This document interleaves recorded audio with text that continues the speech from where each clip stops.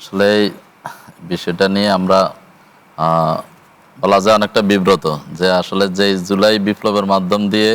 আমরা ফল ভোগ করতেছি, জুলাই বিপ্লবের ফল ভোগ করে ক্ষমতায় আসছি, প্রধানমন্ত্রী হয়েছি, দেশে ফিরে আসছি, সবকিছু ঠিক আছে, কিন্তু সেই জুলাই বিপ্লবের যে চেতনা, যেই জন্য জুলাই বিপ্লবটা হলো, যে ফেসিবাদী রাষ্ট্র ব্যবস্থাকে সংস্কার করে একটা জনগণের রাষ্ট্র ব্যবস্থা প্রতিষ্ঠা করার জন্য যে জুলাই বিপ্লব সংগঠিত হলো, সেই জুলাই সনদ বা সেই জুলাইয়ের যে সংস্কারের যে আকাঙ্ক্ষা, সংস্কার নিয়ে যে দীর্ঘ সময় আলাপ আলোচনা এবং রাষ্ট্রের বিশাল ব্যয়,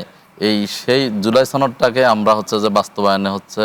গড়িমসি এবং সেটাকে এখন কিভাবে অস্বীকার করা যায় এবং সেটা মানে অ্যাভয়েড করার জন্য আওয়ামী লীগের সেই ফেসিবাদী কায়দার মতো করে এখন রাষ্ট্রের মানে আদালতের কাঁধে বন্দুক রেখে সেটাই এখন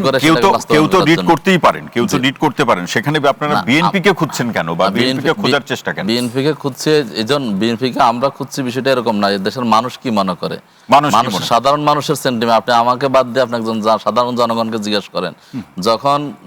যখন জুলাই সনদের জুলাই বিপ্লবের মাধ্যম দিয়ে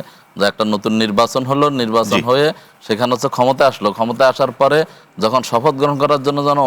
যখন আবেদন জানানো হলো বা চিঠি পাঠানো হলো, তখন দেখা যাচ্ছে সেদিন সেটাকে অস্বীকার করা হলো, সমস্ত শপথ গ্রহণ করা হলো না। এতে করে মানুষের মধ্যে কি ধারণা জন্মেলো যে প্রথম থেকে আমি প্রধানমন্ত্রী হলাম, আমি ক্ষমতায় আসলাম, কিন্তু হচ্ছে আমি জুলাই সনদ বাস্তবায়নের যে দাফ সেটাকে আমি অস্বীকার করে গেলাম, অ্যাভয়েড করে গেলাম। তো এটা একটা